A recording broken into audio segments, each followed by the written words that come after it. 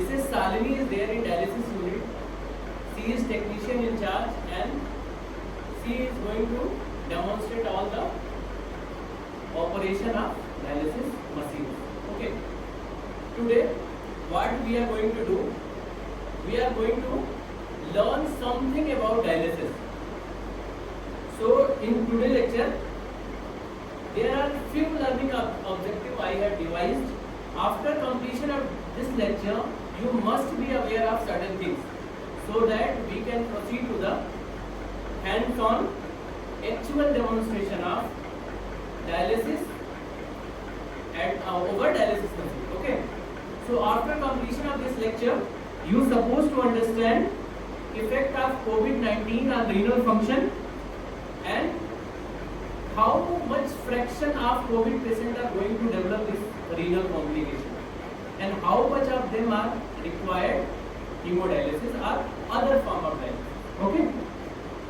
After this lecture, you will be able to understand the indications of renal replacement therapy and different modes of renal replacement therapy. After this lecture, we will be able to learn the principles of hemodialysis.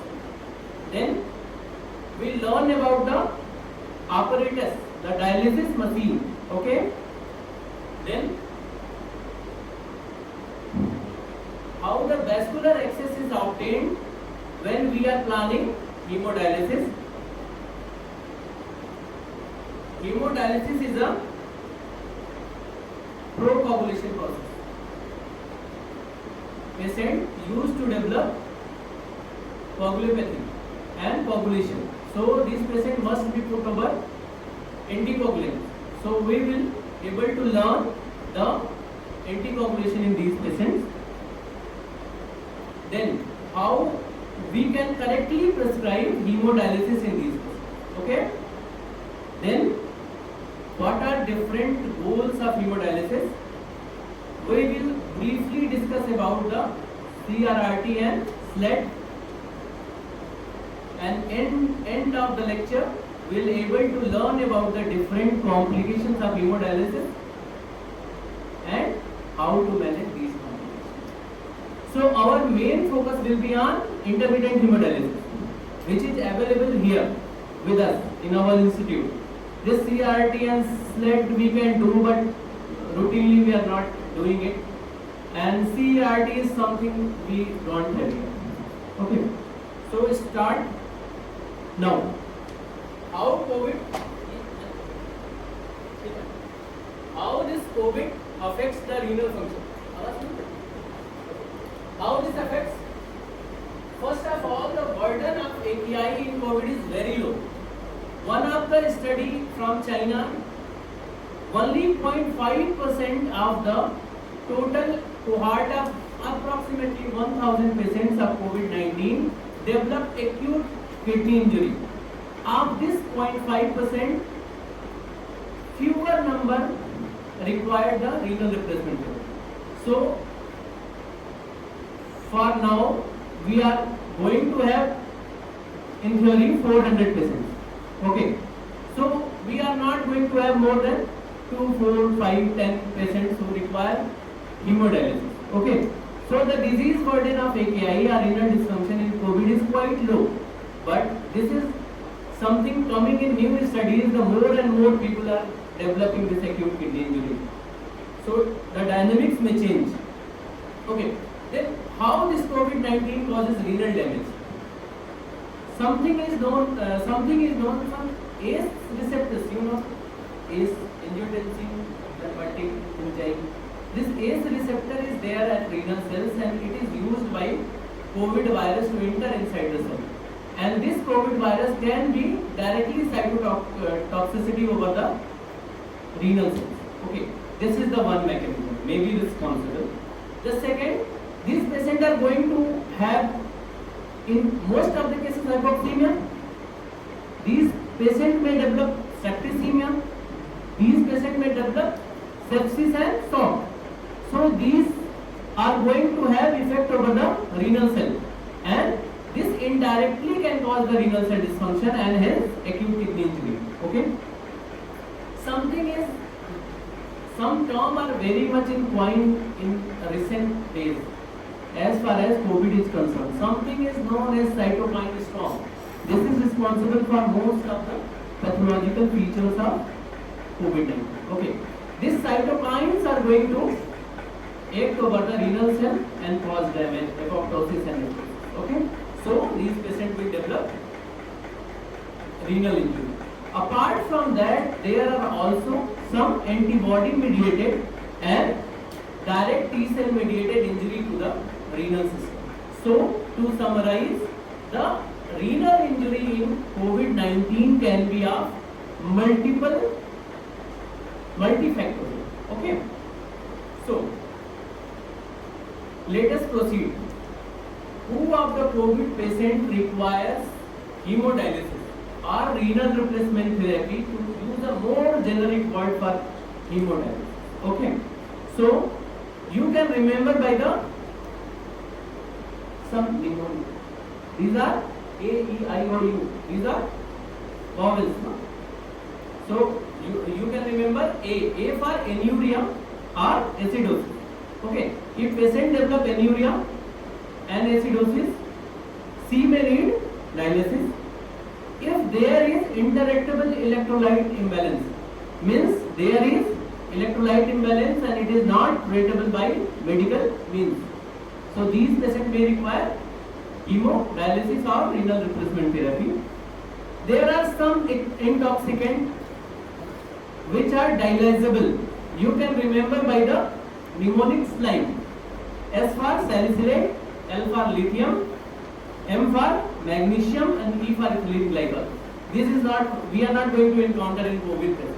But to complete the list of indications of renal replacement therapy, this has been included. Okay. Second, O stands for the volume overload. If it is interactable, it can be this dialysis or renal replacement therapy can be used to treat this volume overload. Okay. Second, next one is uremic complications. If there is uremic encephalitis, uremic pericarditis, if there is any other uremic complication, like something is known as platelet dysfunction, is something known in these patients, where the platelet count is okay, but function of the platelet is variant, so this patient may bleed, and these are the compelling indications for the renal replacement. Say is AKI or CKI. Okay. So, what are the options available with us to do renal replacement therapy? There are basically two options with us. We can use dialysis therapy or we can use renal transplant.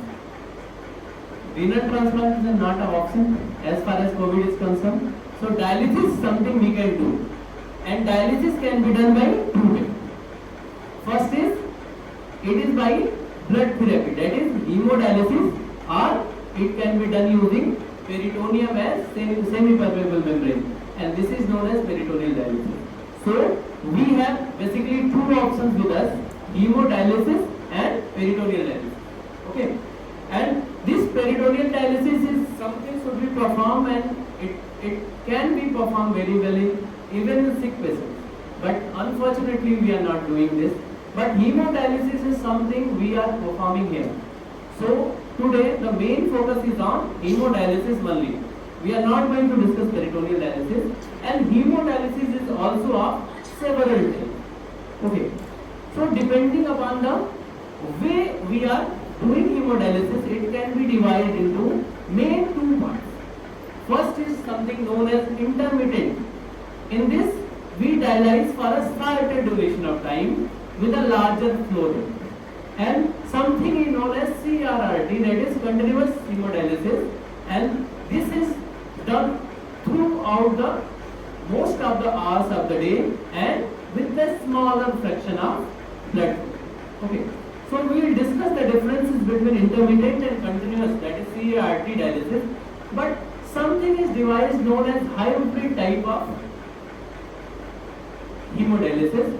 This incorporates the good things of intermittent and continuous therapy. Okay, so here we are performing only intermittent hemodialysis. That is the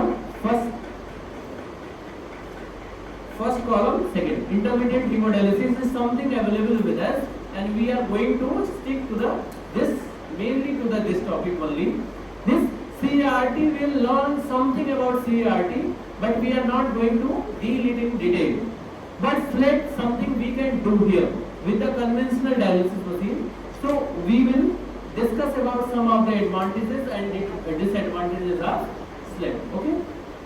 So let us start.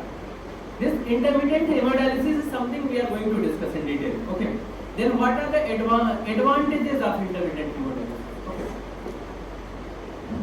We are having three methods, that is intermittent, continuous and hybrid. And of all these three methods, this intermittent is most efficacious. Okay. If there is hypokalemia, it is best corrected by intermittent. Though it can be corrected by other methods also, but it is best corrected by intermittent. Okay. We are going to perform this dialysis for a limited period of time. So anticoagulation we are going to need for a limited period. Okay. And the vascular access, something we are going to discuss in further slides, is very simple to obtain in this patient. This can be done by the simple central venous catheter. Okay. But there are certain disadvantages of this intermittent hemodialysis, and the most important of all this is hemodynamic instability. Patient is very prone to develop hypotension in intermittent hemodialysis. Apart from that, patient may develop hypoxemia. There is a rapid movement of fluid, so patient may develop electrolyte imbalance. The apparatus of hemodialysis is something very complex and it requires intensive training. So this is just a trailer. To be competent in hemodialysis, you must be trained over a protected period of time. Apart from that, it is cumbersome to use in small infants because the blood volume move each minute is very high, so it is very much difficult to do in small infants. Now let us discuss about the principles of hemodialysis. There are two things you should remember. Something is known as dialysis and something is known as filtration. Dialysis is diffusion. You are well heard of diffusion. Dialysis is simple diffusion. So, if there is a concentration difference between two compartments separated by a semi-permeable membrane. Okay.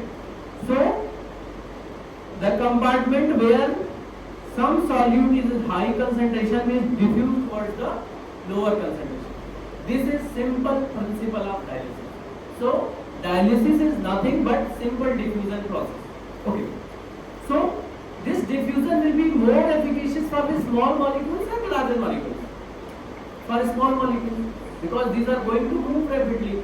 So, this is more efficacious for the small molecules. Okay. Something is known as filtration. Filtration is about convection. What happens? If you increase the pressure on one chamber, some of the solvent will move opposite, and this is known as convection or filtration, and this is more efficacious for the fluid and medium or large size of molecules. But if molecules are very large, it cannot be filtered from semi-permeable. Okay. So for now, just to remember, the principle of dialysis is diffusion, nothing else. Okay. So diffusion, the principle is diffusion. Okay. Now let us discuss about the apparatus. In the hands-on and demonstration, you are going to see the actual dialysis machine, but here we are discussing the functioning and the major parts. If you are not able to get the major parts are functioning, don't worry. This is something you are going to learn in the actual demonstration of dialysis machine and the process of dialysis. Okay. So for the understanding purpose, this dialysis dialysis apparatus can be divided into the four major parts. Three major parts plus one safety mechanism. Okay. Something is known as blood circuit in which the patient's blood will circulate, and second circuit is known as dialysis solution circuit, and these meet into the dialyzer. And to control and make you aware of the changes, there are certain safety mechanisms there in the dialysis machine. Okay. Now let us discuss about the blood circuit. If you are not able to get here, don't worry. The actual machine is there, actual tubings are there. Every part can be demonstrated after the lecture, whenever your group is scheduled to undergo demonstration. Okay. So, okay, these both tubings are connected to vein only, but one who is carrying blood is known as arterial line, and one who is returning the blood is known as venous line. But these both are carrying the venous blood only when we are doing dialysis by the central venous catheter or venous line. Okay. So there is a pump. So this segment of arterial line is known as pre-pump. Okay. And after the pump will be post-pump. There are three things there in the pre-pump line. One is saline port. This port can be used to rinse or can be used to infuse the saline. So saline port is something present in the pre-pump segment. There is a sampling port where you can draw the sample for testing, and there is a pressure monitor. Okay. Blood is flowing from here to dialyzer. Okay. This pump is pinching the tube and moving a small segment of blood to the forward direction. So the pressure in this monitor will be positive or negative. There is a needle. It is not, most of the time it is not able to deliver as much blood as is pumped by this pump. So this pressure is always negative. You can set the limit of this pressure in dialysis machine. So it can warn you about the pressure. Okay. If this negative pressure falls, means line is disconnected. But it has some nuances. Like most of the resistance in this line is provided by the needle only. If needle is out of place, even this pressure may not be that much high, means less negative. Okay. And this is pump. This will be demonstrated in machine, don't worry. This is post pump segment of arterial line. Okay. And this is post pump where heparin is infused for anticoagulation. Because blood is going to interact with dialyzer membrane, so this may activate the coagulation phosphate and can cause thrombosis, and it can dysfunction this dialyzer. Okay. And there is also a pressure monitor. We can label is P2. And what do you expect? This P2 will be positive or negative? This is being pumped in this, so this is always positive. So if line is disconnected or punctured, then this pressure will become negative or normal or decrease. So alarm will ring and machine will start. Then this arterial line enters in the dialyzer. Then the exchange takes place by diffusion. Okay. Then the same blood is flowing from venous line. This is nothing but venous blood only, but exchange has been taken place in dialyzer. There are few features in this. First, there is also a venous pressure monitor. There is a this blood is going to deliver in patient. You do not want any air to be entered into the circulation, blood circulation of patient, because it can cause air embolism. Okay, so there is air trap, and if air is detected here, then there is a clamp in machine. This will stop the machine, stop the flow, and machine will stop. Okay, then this blood will be eventually returned to the patient. Okay, so there is arterial line and venous line connecting the dialyzer. Arterial line has two segments. First is pre-pump segment having 3 ports: pressure, sampling port and saline port. And post-pump line has 2 things for heparin infusion and pressure. And this venous line has air trap and pressure pump. Okay. But if you not able to remember, there is not a issue at all, because this is something technician is going to do. Okay, something about the dialysis solution circuit. This is something very complex, but don't worry.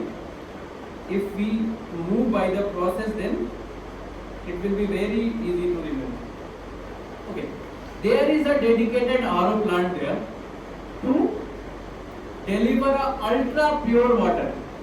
Okay, then this water is put into the heat exchanger, then it's subjected to the heater, then it is heated. Why it is heated? There is a air dissolved inside the water. So if you heat this air will escape from here.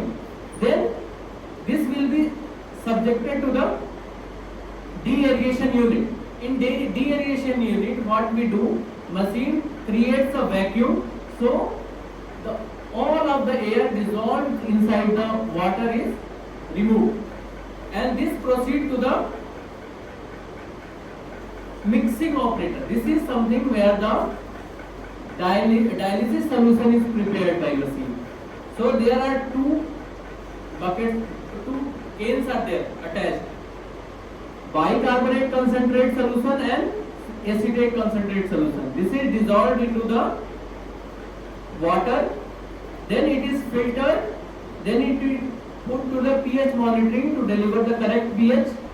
Then this is flown through the conductivity cell, because these dialysis solution has dissolved electrolyte.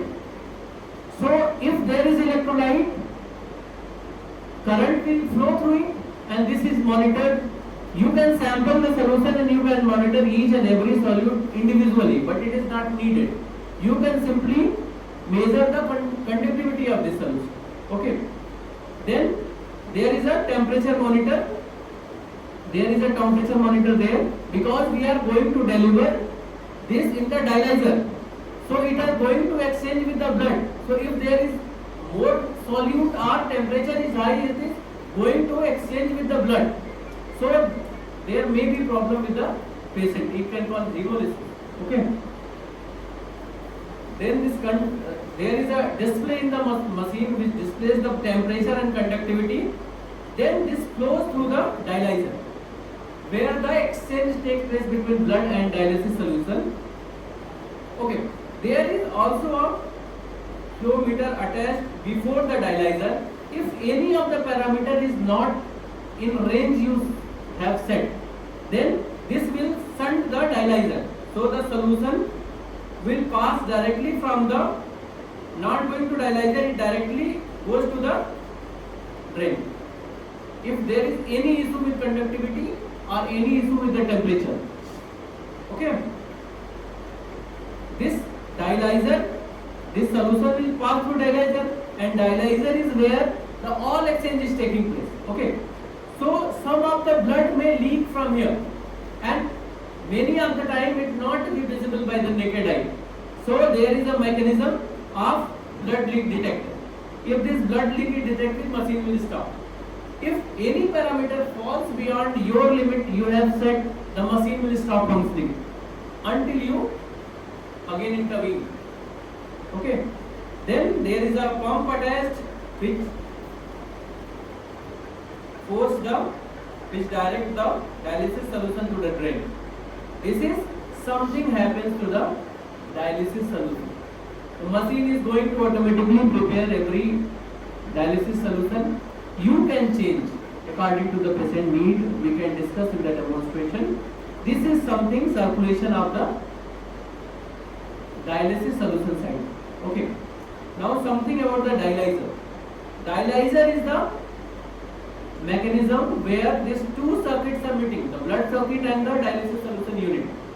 This is nothing but it is a this tube like structure, and there are fine capillary inside it.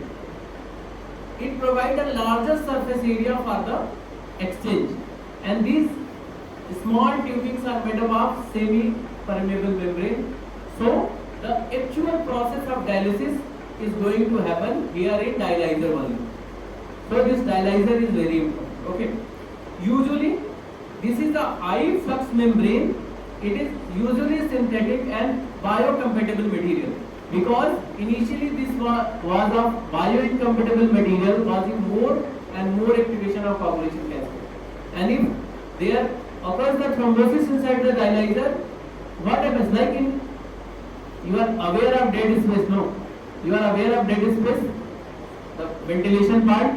There are some areas of the lung not participating in exchange, is known as physiological dead space. Like this in dialyzer only, if there is a coagulation, no blood will flow through these unit. So the area in that unit will not participate in exchange. So the total surface area will decrease. So the efficacy and efficiency of dialysis is going to decrease. So there is not recommended to reuse the dialyzer, but this is a costly affair. So sometime we reuse this dialyzer, and there are certain ways of reusing it. And this is why we are using anticoagulation during the dialysis, to prevent the coagulation inside the dialyzer. So efficacy will decrease if there is a coagulation. Why? Because there is a decrease in the total surface area in dialyzer. Okay. Again the very same thing, there operates the two principles. First is diffusion and second is convection. Convection is for relatively larger molecule and diffusion is for smaller molecule. This is how a dialysis machine actually operates in conjunction with all the three parts, including the safety mechanism. So the purified water is taken, it is heated, then deaerated.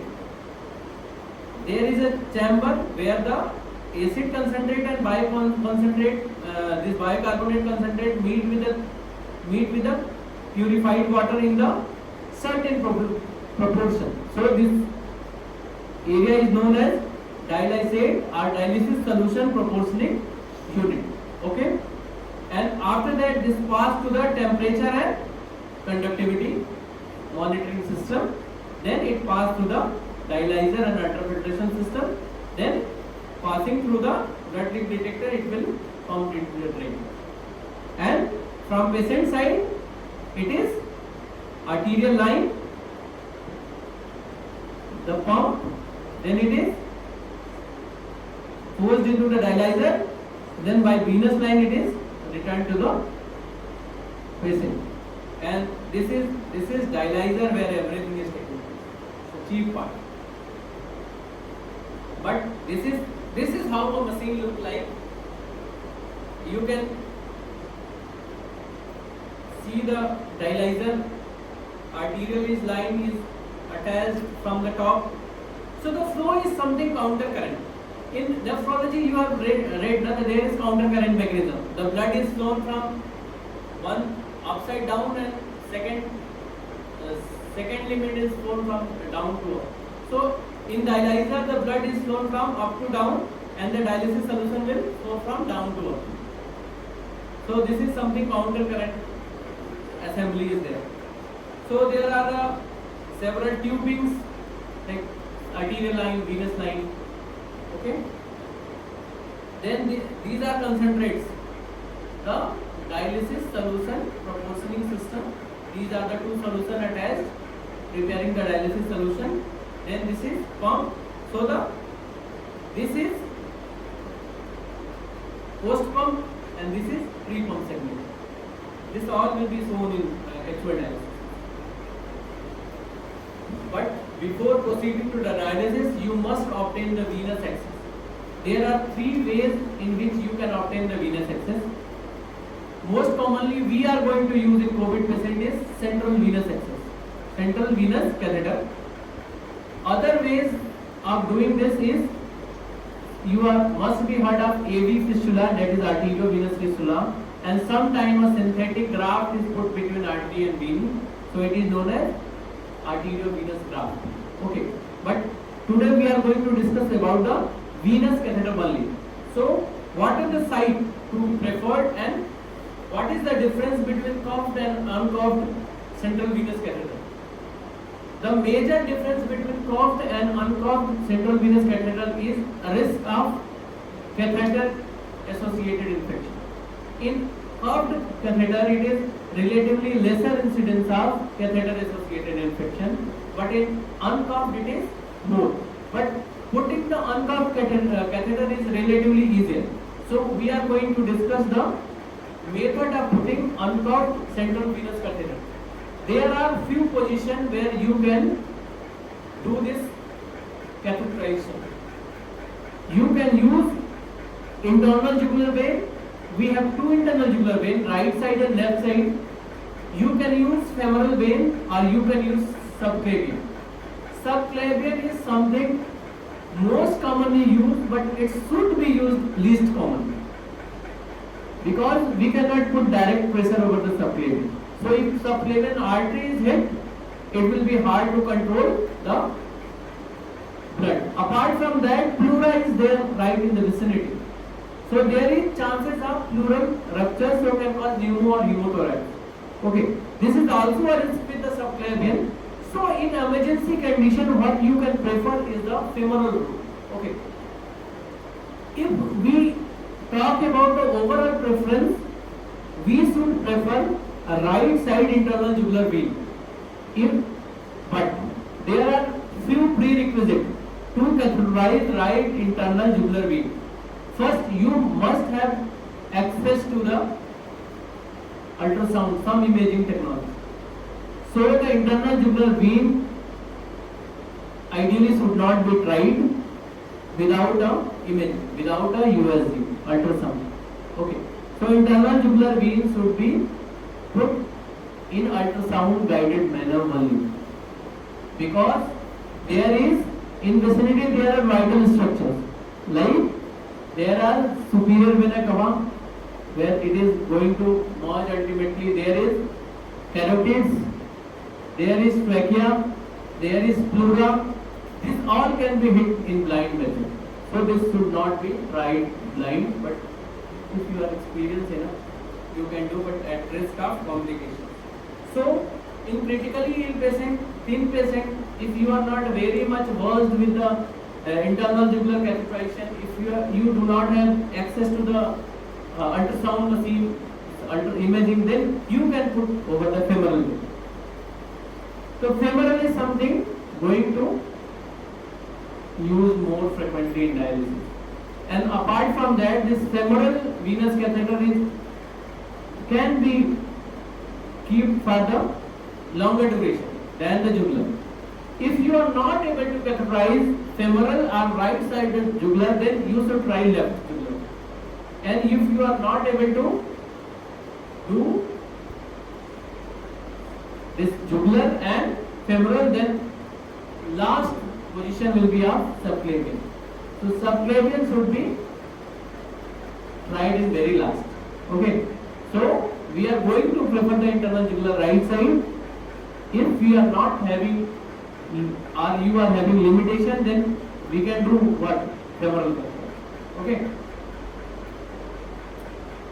Something is known as Seldinger technique, where a needle is pricked, then guide wire is inserted, then the tract is dilated, and after that this catheter will be advanced and fixed. Seldinger technique is guide wire directed insertion of the central venous catheter. So in practice, you can, most of the PGs are well aware of inserting the central venous catheter by Sandinger technique. So in the subsequent practice you can learn in ICU about the insertion of the central venous catheter. So if you are inexperienced, then try at least femoral. Don't try internal jugular. Okay. But there are certain complications associated with these procedures, putting central venous catheter. So every artery and vein lies in vicinity. So if you are catheterizing vein, this is very much chance you may hit artery. So if you are you have hit artery inadvertently, then you should keep firm pressure for at least 15 to 20 minutes. So it will stop bleeding. You should not check every 5 minutes. You should not check if bleeding root canal. At least put pressure for 15 to 20 minutes, then fix it. Okay. If you are attempting right internal jugular, there are few viscera inside in vicinity. Like in vicinity there is apex of lung. You can puncture and cause pneumo or hemothorax. If you are punctured internal carotid, then it will lead to the hematoma. It can compress trachea. Okay. So there are, apart from that, the guide wire is something can cause many of the complications. If guide wire is inserted too far or too forcefully, it may rupture the vein, it may reach to the atria and it can rupture the atria. The guide wire may last during the technique. So patient may need to be explored. Okay. So that you must be very much aware of this guide wire thing. Okay. And apart from that, there is a risk of infection because we are creating an unnatural opening. So infection can transit through this catheter, causing infection and sepsis. So we have venous access, we have dialysis machine. Now only one thing, how to anticoagulate these patients, and we are ready to dialyze patients. Okay. So how to anticoagulate? The first question is why we need anticoagulation? Because this blood is going to flow through the dialyzer. Dialyzer is something foreign body. So it activates the coagulation cascade. If coagulation system is activated, thrombosis will occur. If there is a thrombosis in the dialyzer, that segment of dialyzer becomes non-functional. Apart from that, patient is losing blood. If there is clot, patient will lose blood. It will not going to return. So patient is losing blood plus dialyzer is become non-functional. So you need to replace dialyzer more frequently. Okay. So these patients for these reasons, this dialysis needs anticoagulation. So what are we using here is heparin. Apart from that, several centers are, you can also use no molecular heparin. Apart from some newer anticoagulants are also being used at some centers. But for now we are going to use heparin only. And how this heparin is monitored? It is monitored by the activated clotting time or FETT. Okay. This small ACD machine is there. You put the tube and it will give the reading. And there is certain targets when we are anticoagulating these patients. Then how to administer this heparin? You can administer heparin by two ways. You can use bolus plus continuous infusion, or you can use bolus followed by bolus. So in dialysis, usually routinely we are using bolus followed by infusion. So in normal condition we are using 2000 international unit of unfractioned heparin followed by infusion of 800 to 1200 depending upon weight of the patient international unit of heparin each hour. Okay.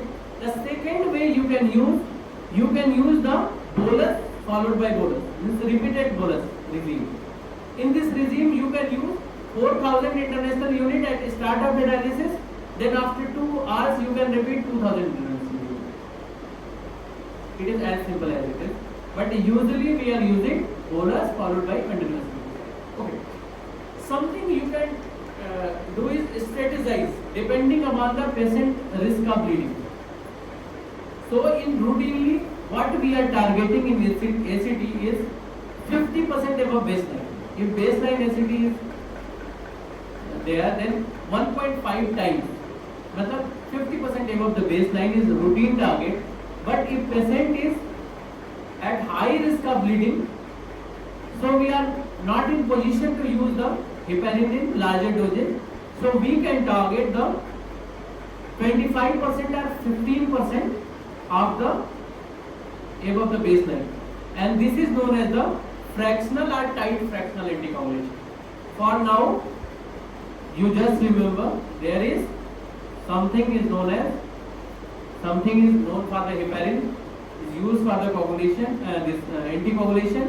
Then it is used in the bolus and infusion. Bolus of 2000 followed by 1000 infusion. Then ACT should be 50% above the baseline. When this anticoagulation is stopped, heparin has half-life of average of 50 minutes. So it should be stopped at least 1 hour before the end of dialysis. So if you are planning a dialysis session of 3 hours, at end of the second hour you should stop this hemodialysis infusion. Okay. This is in machine only. Hemodialysis infusion, your pump is inside the machine. It is attached inside the machine. Okay. There are certain conditions which compels you for the heparin-free dialysis, because and most condition will be of coagulopathy.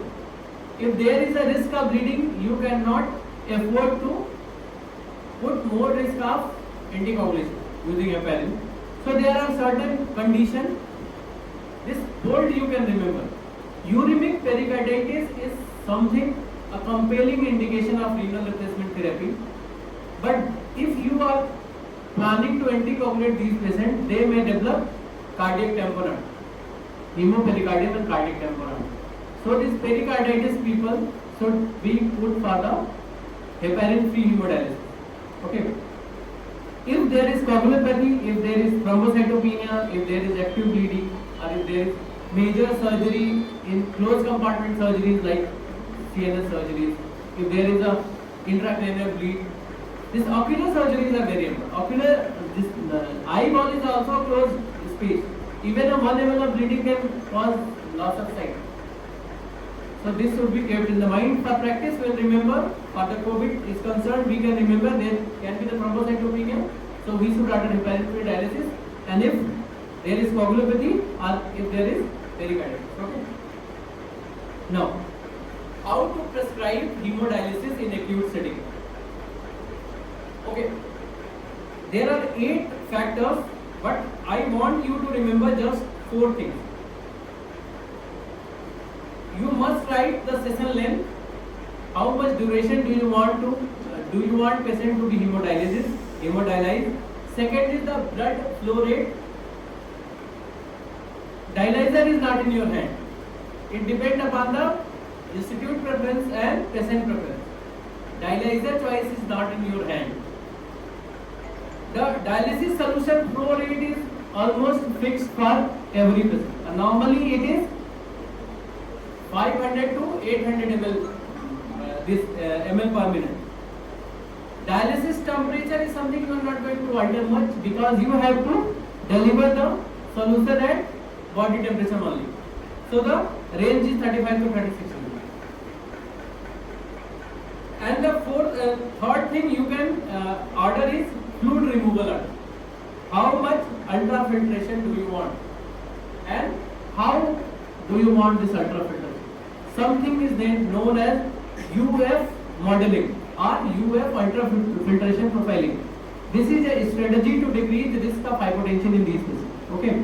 And the 4th important component of your prescription is anticoagulation order. You want a routine anticoagulation or fractional anticoagulation or heparin-free dialysis. Okay.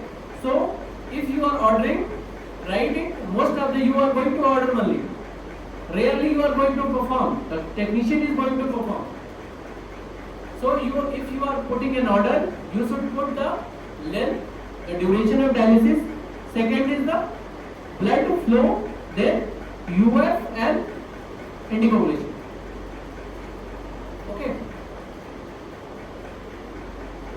So this fourth thing you will remember in writing the prescription for the hemodialysis. This dialysis solution can be changed according to patient need. The concentration of these solutes can be changed. And this machine is also having a feature of sodium modeling. This is known as sodium profile. Sodium profiling. This is something is implicated in the prevention of one of the dreaded complication of first session of dialysis. Something is known as dialysis disequilibrium syndrome, where this sodium profiling can be used, sodium modeling can be used. Okay, so you can change the dialyzer, concentration of dialyzer, but usually we don't need to change. This is something most of the time decided by should be decided by consultant, but usually it is decided by the technician. If not specifically ordered to decrease or increase in the concentration, this is the solution used for routine dialysis. The one thing you can note, there is no phosphate in the dialysate, that is dialysis solution, and everything is comparable to the plasma one.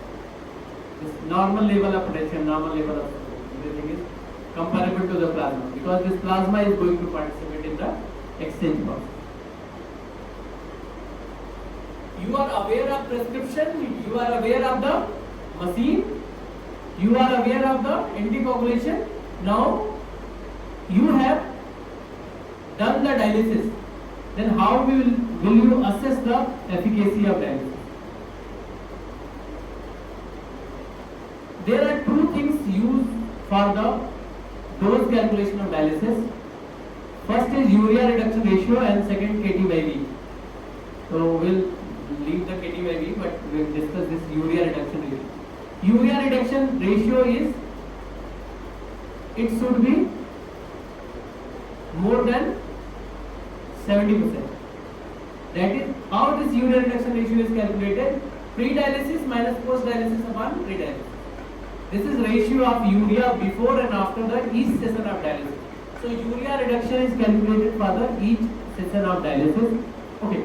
But the problem with the prescription or dialysis in the acute setting is that in the first dialysis you should order for the lesser blood flow rate, and the duration of dialysis should not last more than 2 hours.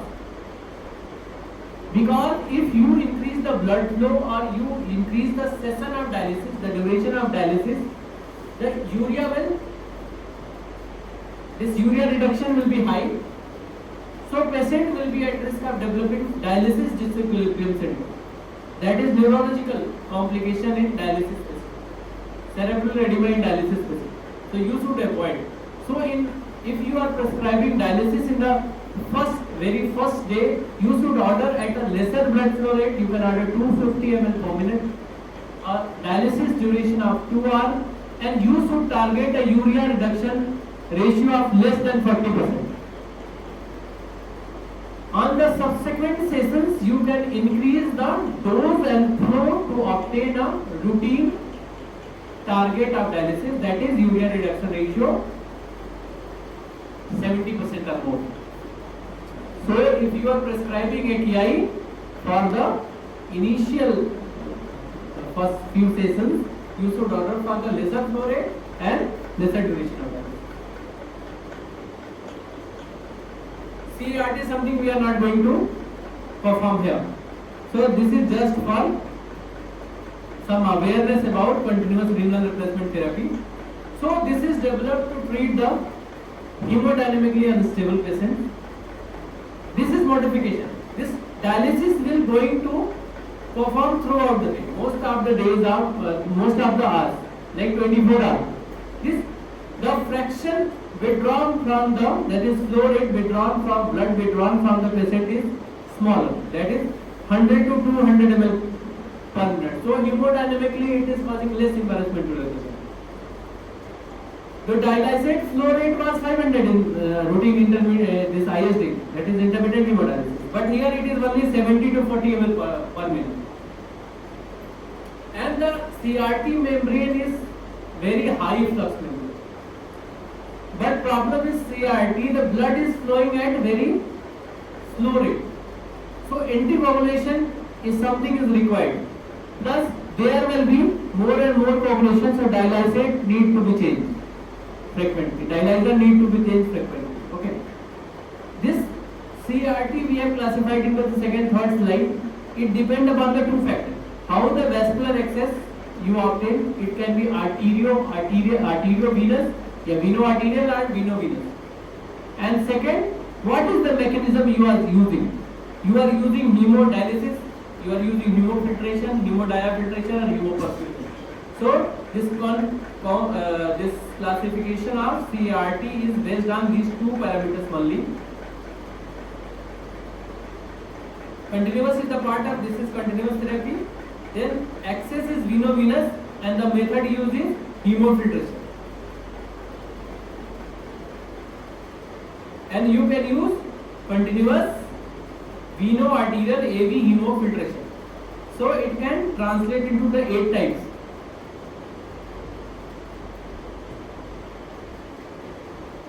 What you can remember, CRT should be used in hemodynamically unstable patient, but it requires a separate system, separate machine is there for the CRT, and unfortunately we are not having this facility here. So these patients we can do something for these patients who are hemodynamically unstable, so they cannot be put for the intermittent hemodialysis. So we can use sustained low efficacy dialysis. Here what we do, this is a hybrid technique. It is utilizing the features of both intermittent and the continuous therapy. The session length is usually more than intermittent, that is 6 to 12 hours, and flow rate is, blood flow rate is lower than intermittent dialysis, that is 100 to 300 per hour. What is the advantage of the SLED? That is slow low efficiency dialysis. It is better hemodynamically better tolerated than intermittent hemodialysis.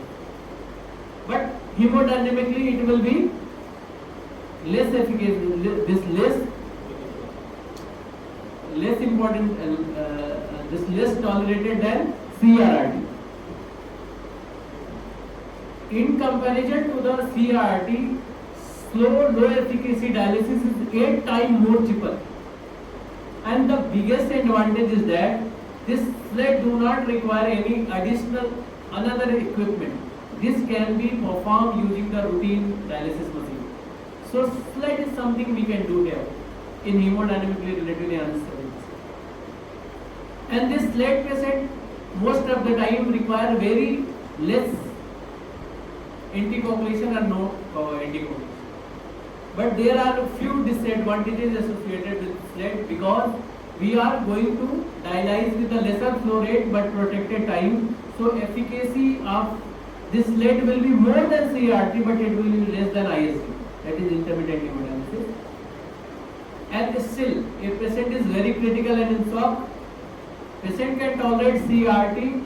You can use ECMO in extreme condition, but if patient is relatively more critical, this SLED cannot be. This is no option. So this is for awareness only. We are going to use this in intermittent hemodialysis. Okay. Now the last segment of this presentation, the complications of the intermittent hemodialysis. Okay. The most important complication or most common complication is hypotension. There are few things which increase the risk of hypotension. If you have ordered ultrafiltration or you have not profiled this ultrafiltration. So if you have ordered more volume to be removed, then there is a problem. Patient can develop hypotension. If his patient is have put on the overzealous use of diuretic and antihypertensive, if cardiac reserve is less, if patient is having impaired autoimmune, that is impaired autonomic nervous system, मतलब autonomic neuropathy, or if there is osmotic shift, then patient is more prone to develop hypotension. So what you can do, you can use this profiling of UF, ultrafiltration. This is seen that